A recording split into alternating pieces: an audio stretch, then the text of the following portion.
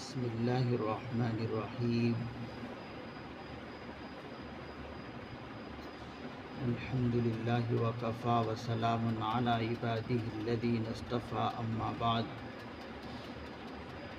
فإن خیر الحدیث کتاب اللہ وخیر الہدی ہدی محمد صلی اللہ علیہ وسلم وشر الامور محدثاتها وكل محدثة بدعة وكل بدعة ضلالة وكل ضلالة في النار فقد قال الله تبارك وتعالى في القرآن المجيد والفرقان الحميد فأعوذ بالله من الشيطان الرجيم بسم اللہ الرحمن الرحیم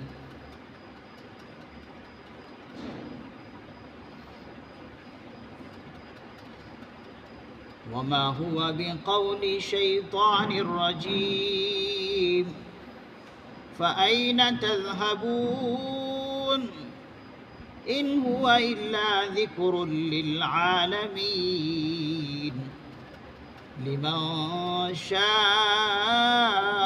منكم أن يستقيم وما تشاءون إلا أن يشاء الله رب العالمين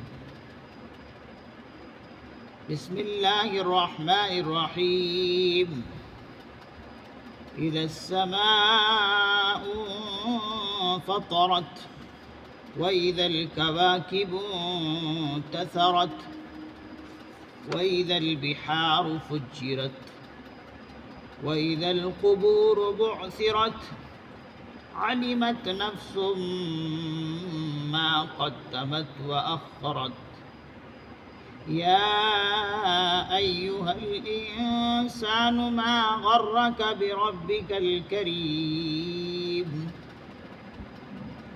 الذي خلقك فسواك فعدلك صدق الله العظيم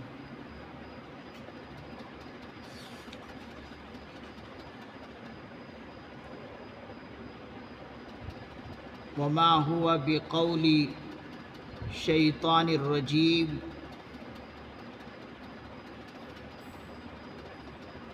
اور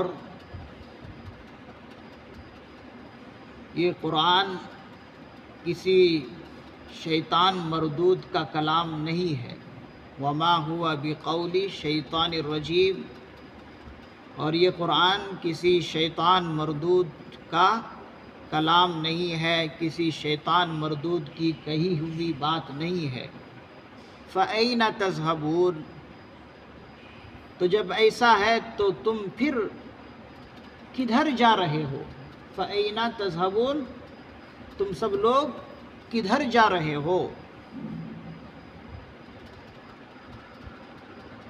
اللہ رب العزت اوپر کی آیتوں میں یہ مضمون ذکر فرمایا کہ یہ جو پیغمبر ہے اور جو تمہیں غیب کی باتیں بتاتے ہیں جو وحی کے ذریعے سے پیغمبر کو معلوم ہوتی ہے وہ غیب کی ساری باتیں بتانے سے بخل بھی نہیں کرتے ہیں بخالت سے کام بھی نہیں لیتے ہیں اور جبکہ تمہارے جو کاہن ہیں وہ تو بخیل ہیں جھوٹی موٹی باتیں شیطان اور جنات سے لیتے ہیں اور لوگوں میں پھیلا دیتے ہیں جبکہ ان باتوں کی کوئی حقیقت نہیں ہوتی ہے تب بھی ان کاہنوں کی یہ حالت ہوتی ہے کہ کوئی بات تمہیں بتانے سے پہلے تم سے وہ فیس مانگتے ہیں کہ یہ فیس ادا کرو ہم تمہیں غیب کی بات بتائیں گے جبکہ وہ سب کے سب سراسر جھوٹ موٹ باتیں ہوتی ہیں لیکن یہ پیغمبر کاہن نہیں ہے جو تم سمجھتے ہو اگر یہ بھی کاہن ہوتے تو یہ بھی اسی طرح کرتے، فیس لے لے کر تمہیں جو ہے غیب کی باتیں بتاتے. لیکن یہ پیغمبر کاہن نہیں ہے، بلکہ اللہ کی طرف سے پیغمبر ہیں، رسول ہیں، اور ان کو جتنی بھی غیب کی باتیں بتائی جاتی ہے تمہاری خیر خواہی کے لیے، وہ سب باتیں تمہیں بتاتے ہیں. قرآن کریم کی تلاوت کر کے بتاتے ہیں، احکام خداوندی کیا ہے، تمام کے تمام احکام تم کو بتاتے ہیں، تم تک پہنچاتے ہیں. تو یہ پیغمبر ذرہ برابر بھی بخل سے کام نہیں لیتے، تو پھر تم ان کو کیسے کاہن کہہ سکتے ہو؟ اوپر کی آیتوں میں یہ مضمون اللہ نے ذکر کیا. اور اس آیت مبارکہ میں اللہ رب العزت بتلا رہے ہیں کہ یہ قرآن جو پیغمبر تمہیں پیش کر رہے ہیں، تمہارے سامنے تلاوت کر کے بتاتے ہیں، یہ کسی نہ تو انسان کا کلام ہے، نہ کسی شیطان اور جنات کی کہی ہوئی بات ہے، بلکہ یہ اللہ رب العزت کا کلام ہے. وما ہوا بقول شیطان الرجیم، یہ کسی شیطان مردود کا کلام نہیں ہے، بلکہ یہ اللہ رب العزت کا کلام ہے. اللہ رب العزت کی یہ ساری کہی ہوئی باتیں ہیں. تو جب ایسا ہے، اس کے اندر تمہارے لیے بھلائیاں ہیں، اور اس کے اندر کیا کیا چیزیں ہیں پیغمبر تمہیں بتاتے ہیں، جنت اور دوزخ کو بتاتے ہیں، غیب کی تمام احوال تمہارے سامنے ذکر کرتے ہیں، قبر کے اندر کیا ہونا ہے، قبر کے بعد اٹھنے کے بعد تمہارے ساتھ کیا معاملہ اللہ تعالیٰ کریں گے، وہ تمام کی تمام باتیں بتاتے ہیں. تو یہ کوئی انسان اور جنات اپنی طرف سے نہیں بتا سکتے جب تک کہ اللہ رب العزت ان کو نہ بتائے. تو یہ قرآن کریم کے اندر یہ تمام باتیں ہیں جو اللہ رب العزت نے اپنے پیغمبر کو بتائے ہیں، تو یہ اللہ کا ہی کلام ہے. تو جب ایسا ہے، فَأَيْنَ تَذْهَبُونَ، تمہارے لیے اس کے اندر خیر خواہی اور بھلائیاں ہیں، تو پھر تم اس کو چھوڑ کر کدھر بھاگے پھر رہے ہو؟ فَأَيْنَ تَذْهَبُونَ، تم کدھر جو ہے بھاگے پھر رہے ہو؟ مفسرین نظام نے فرمایا، یہاں اس استفہامی طور پر جو سوالیہ طور پر اللہ رب العزت نے پوچھے ہیں، تو ان سے پوچھنا مقصود نہیں ہے، بلکہ اللہ رب العزت ان کو ڈانٹ اور ڈپٹ کر زجر اور توبیخ کر کے پوچھتے ہیں کہ اے نادان، تو جا کدھر رہا ہے؟ تیرے اندر اس قرآن کریم کے ذریعے سے تیرے لیے بھلائیاں ہیں، تو پھر اسے چھوڑ کر غلط باتوں کی طرف کیوں بھاگا جا رہا ہے، کیوں پھرا جا رہا ہے؟ ہونا یہ چاہیے کہ تو اس کو مانتا، اور غیرت کا تقاضا یہ تھا کہ تو اللہ رب العزت کا شکر ادا کرتا، بلکہ تو نے بے غیرتی کا معاملہ یہ کیا کہ شکر تو کیا ادا کرتا، بلکہ اس کو چھوڑ کر دوسری طرف جا رہا ہے. فَأَيْنَ تَذْهَبُونَ، تو پھر تم لوگ سب کے سب کدھر جا رہے ہو؟ إِنْ هُوَ إِلَّا ذِكْرٌ لِّلْعَالَمِينَ، اللہ رب العزت فرما رہے ہیں یہ قرآن تو بس نصیحت ہے. إِنْ هُوَ إِلَّا ذِكْرٌ، یہ قرآن بس ایک نصیحت ہے، نصیحت نامہ ہے سارے جہان والوں کے لیے. جب یہ قرآن نصیحت نامہ ہے تو پھر اس نصیحت نامے کو ماننا چاہیے تھا. یہ قرآن تو اللہ رب العزت کی طرف سے جو آیا ہے ہر بندے کے لیے ہے، لیکن جو بندہ اس کو لینا چاہتا ہے، اس کو ماننا چاہتا ہے، اسی کو فائدہ ہوتا ہے. جو ماننا ہی نہ چاہے، سراسر جو اپنی فطرت ہی بدل دے، تو پھر اس کو کچھ فائدہ نہیں ہوتا. تو للعالمین کا لفظ اللہ رب العزت لا کر بتا رہے ہیں کہ سارے جہان کے لیے یہ قرآن فائدہ مند ہے، لیکن جو اس کو فائدہ سمجھے تبھی تو اس کو فائدہ ہوگا، جو سمجھے ہی نہیں تو اس کو کوئی فائدہ نہیں ہو سکتا۔ اسی کو اگلی آیت میں بتایا لمن شاء منکم ان یستقیم، یہ تم میں سے کن کے لیے ہے؟ ان کے لیے ہے جو سیدھا چلنا چاہے، جو سیدھے راستے پر چلنا چاہے، اسی کے لیے یہ فائدہ مند ہے۔ جو چلنا ہی نہ چاہے، جو شیطان ہی کا ہو کر رہ جائے، شیطان ہی کو اپنا دوست سمجھ لے اور اسی کو اپنا خیر خواہ سمجھ لے، تو پھر اللہ رب العزت کو کوئی ضرورت نہیں پڑی کہ اس کو زبردستی یہ تھوپ دے اور اس کو دین راہ کی طرف لے آئے۔ وَمَا تَشَاءُونَ إِلَّا أَن يَشَاءَ اللَّهُ رَبُّ الْعَالَمِينَ،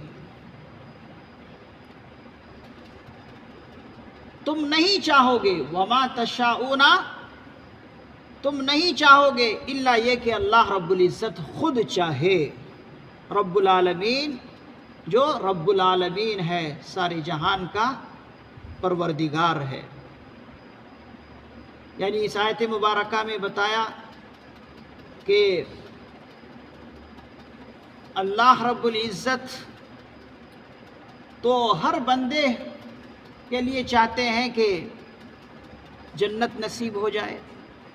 اللہ رب العزت چاہتے ہی ہیں کہ بندہ میرا ہی ہو کر رہ جائے، اس لیے کہ پیدا کرنے کا مقصد ہی یہی ہے کہ وہ میری عبادت کرے۔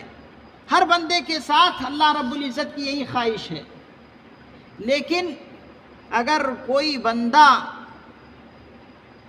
خود بخود چاہے نہیں اور اپنے اندر کی جو استعداد ہے، لیاقت ہے، صلاحیت ہے، وہ خود بدل دے، تو پھر اللہ رب العزت بھی نہیں چاہتے۔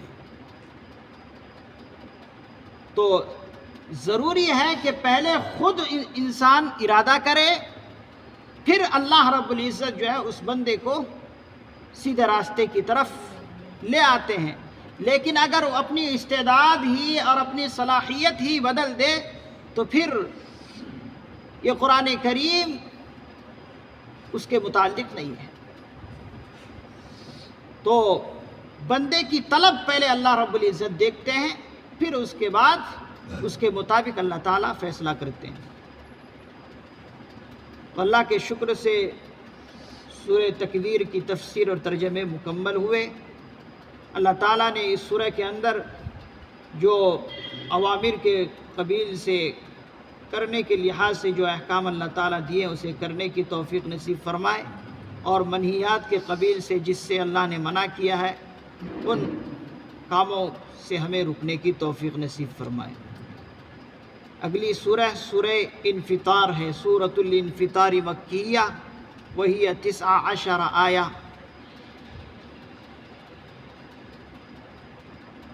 شروع کرتا ہوں اللہ کے نام سے، بسم اللہ الرحمن الرحیم، شروع کرتا ہوں اللہ کے نام سے جو سب پر مہربان ہے، الرحیم بہت مہربان ہے۔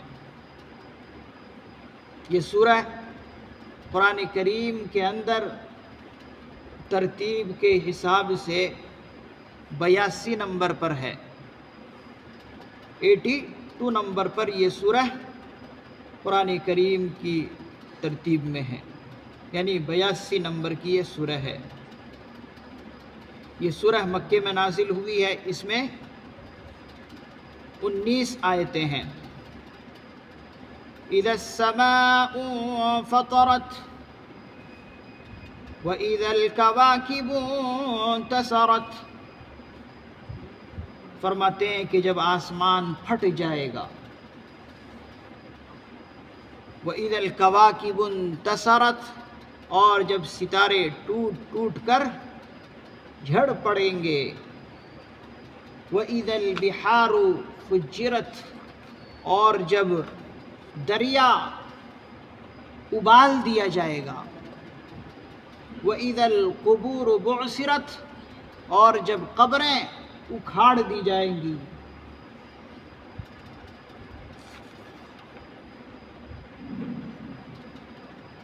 فرماتے ہیں کہ جب آسمان پھٹ جائے گا، ستارے ٹوٹ کر جھڑ پڑیں گے، اور سب کے سب دریا ابال دیے جائیں گے اور ساری کی ساری قبریں اکھاڑ دی جائیں گی۔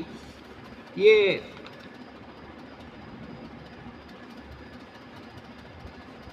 پہلی 3 آیتیں جو اللہ نے ذکر کی ہے یہ نفخ اولا میں ہوگا، یعنی جب پہلی مرتبہ سور پھونکیں گے تو یہ جو آسمان ہمیں دکھ رہا ہے یہ آسمان کا نظام درہم برہم ہو کر رہ جائے گا، آسمان پھٹ پڑیں گے اور ستارے ٹوٹ ٹوٹ کر جھڑ پڑیں گے، یعنی اپنی حالت پر یہ ستارے بھی نہیں رہیں گے۔ جب اتنا مضبوط اور مستحکم آسمان ہی پھٹ جا رہا ہے تو پھر ستارے کیسے وہاں جڑے رہیں گے؟ نہیں رہیں گے، بلکہ سب یہ درہم برہم ہو کر رہ جائیں گے۔ کب؟ جب پہلی مرتبہ اللہ تعالیٰ سور پھونکیں گے۔ فرماتے ہیں کہ جب حضرت اسرافیل علیہ السلام سور پھونکیں گے تو نظام زندگی درہم برہم ہو کر رہ جائیں گے۔ دنیا کے اندر جتنی بھی موجودات ہیں، وجود میں ہے، سب جو ہے نظام درہم برہم ہو کر رہ جائیں گے۔ اور دریاؤں کے بارے میں بتایا کہ دریا جو ہے ابال دیے جائیں گے، جوش ماریں گے۔ ادھر شور یعنی کھڑے پانی کا دریا، ادھر میٹھے پانی کا دریا، یہ سب دونوں کے دونوں مل جائیں گے اور اس سے ابال پن ہوگا۔ تو فرما رہے ہیں کہ ایسا جوش مارے گا، ایسا جوش مارے گا کہ انسان کی ہوش و حواس کھو جائے گا۔ جیسے کہ کبھی دریاؤں میں، سمندروں میں طغیانی آتی ہے تو انسان ہکا بکا ہو کر رہ جاتا ہے، تو اس وقت انسان بھی اپنی ہوش کھو دے گا۔ وَإِذَا الْقُبُورُ بُعْثِرَتْ، یہ جو 4تھی آیت ہے اس میں اللہ رب العزت نے نفخ ثانیہ کا ذکر فرمایا، یعنی دوسری مرتبہ جب حضرت اسرافیل علیہ السلام سور پھونکیں گے تو سب کے سب مردے قبروں سے نکل کر زندہ ہو کر کھڑے ہو جائیں گے۔ قبریں اکھاڑ دی جائیں گی کا مطلب یعنی سارے کے سارے جتنے مردے قبروں میں اتنے زمانے تک پڑے ہوئے تھے وہ سب کے سب زندہ ہو کر نکل کھڑے ہوں گے اور میدان محشر کی طرف دوڑ رہے ہوں گے۔ علمت نفس ما قدمت وأخرت، اسی کو بتایا کہ اس وقت ہر شخص اپنے اگلے اور پچھلے اعمال کو دیکھ لے گا۔ ہر شخص اس وقت یعنی نفخ ثانیہ میں جب میدان محشر میں دوسری مرتبہ حضرت اسرافیل علیہ السلام کے سور کے بعد جب میدان محشر میں جمع ہو جائیں گے تو ہر ایک کو اپنا کیا دھرا سارا کا سارا معلوم ہو جائے گا۔ فرماتے ہیں کہ جو اس نے آگے کے لیے کیا وہ بھی معلوم ہو جائے گا، جو اس نے پیچھے کے لیے چھوڑا اسے بھی معلوم ہو جائے گا۔ اب اس کی تفسیر میں حضرات مفسرین نظام فرماتے ہیں آگے سے مراد کیا ہے؟ فرماتے ہیں کہ اس نے جو اعمال صالحہ کیے ہیں وہ سب کے سب ان کو اعمال نامے میں لکھے ہوئے ملیں گے، اور جو پیچھے چھوڑا کا مطلب یہ ہے کہ یعنی اس کو جو کرنا تھا وہ نہیں کر پایا وہ بھی اسے معلوم ہو جائے گا۔ اور بعض مفسرین نظام نے فرمایا کہ چاہے وہ نیک عمل کیے ہوں چاہے وہ بد عمل کیے ہوں وہ سب کے سب ان کو معلوم ہو جائے۔ دوسری تفسیر یہ ہے، اور جیسا کہ حدیث پاک میں بھی آتا ہے کہ اگر کسی نے کوئی اچھا کام کیا اور اچھا کام کر کے وہ کام چھوڑ کر دنیا سے چلا گیا، اب اس اچھے کام میں جتنے بھی لوگ شامل ہوں گے، جتنے بھی لوگ وہ اچھا کام کریں گے ان سب کو تو ثواب ملے گا ہی ملے گا۔ جس نے وہ کام ایجاد کر کے گیا ہے اس کام کے ایجاد کرنے کی وجہ سے جو پہلے جا چکا ہے اس کو بھی اللہ تعالیٰ ثواب دیتے رہیں گے۔ اور اگر کسی نے کوئی بری رسم ایجاد کر کے گیا، اب اس رسم کو لوگ جو ہے فالو کر رہے ہیں، آگے چلا رہے ہیں، اب اس رسم میں جتنے بھی لوگ شامل ہوں گے ان کو تو گناہ ہے ہی، لیکن جس نے ایجاد کر کے گیا ہے، جو بنیاد رکھ کے گیا ہے یہ رسم، اس رسم میں جتنے لوگ شامل ہوں گے یہ تمام کے تمام شامل ہونے والے کے گناہ اس کے نام اعمال میں لکھے جائیں گے۔ کتنی بڑی خسارے کی بات، کتنی بڑی نقصان کی بات ہے کہ کوئی بری رسم چھوڑ کر جا رہا ہے، وہ چلا گیا لیکن اس کا گناہ قبر میں بھی اس کو مل رہا ہے۔ اسی لیے انسان ہمیشہ ہوش مندی کا مظاہرہ کرے کہ کوئی دنیا کے اندر بری رسم چھوڑ کر نہ جائے۔ جیسے کہ سفر کا مہینہ چل رہا ہے، اس سفر کے مہینے میں ہماری کتنی خواتین غلط جو ہے رسم چھوڑ کر گئی ہے، اور کتنے مرد ایسے ہیں کہ برے رسم جو ہے چھوڑ کر گئے ہیں، اور دنیا آج فالو کر رہی ہے، موج مستی کر رہی ہے، اور وہ چلا گیا اس کو گناہ مل رہا ہے۔ اسی لیے ہمیشہ انسان جب قدم اٹھائے تو دیکھے کہ یہ میں قدم جو اٹھا رہا ہوں میرے لیے آئندہ کے لیے کچھ خرابی تو نہیں ہوگی اس قدم کے اٹھانے سے، ہمیشہ اس کو سامنے رکھے۔ تو اس کا یہی مطلب ہے علمت نفس ما قدمت و اخرت، کہ اس وقت ہر شخص کو یہ معلوم ہو جائے گا کہ اس نے اگلے کے لیے یعنی آگے کے لیے کیا چھوڑا ہے، یعنی آگے کے لیے ذخیرے اعمال، یعنی وہ اعمال جو ان کے ذخیرہ بنے ہیں، آگے اس نے کیا چھوڑا ہے، آگے اس نے کیا بھیجا ہے، اور پیچھے اس نے کیا چھوڑا ہے، ہر شخص کو معلوم ہو جائے۔ بعض نے فرمایا کہ شکل و صورت اللہ تعالیٰ ان اعمال کی بنا دیں گے۔ ایک تفسیر یہ ہے کہ اس کو جسم اور صورت بنا دیں گے، جس سے انسان معلوم ہو جائے گا کہ میں نے یہ عمل کیا۔ اور بعض نے فرمایا کہ نام اعمال میں تو سب کچھ لکھا ہوا ہے ہی۔ اللہ تعالیٰ سے دعا ہے اللہ تبارک و تعالیٰ ہمیں ان سبق آموز آیتوں سے عبرت لینے کی، سبق لینے کی توفیق نصیب فرمائے۔ سبحان اللہ و بحمدہ، سبحانک اللہم و بحمدک، ونشہد ان لا الہ الا انت، ونستغفرک ونتوب الیک۔ سبحان ربک رب العزت عما یصفون، وسلام علی المرسلین، الحمد للہ رب العالمین۔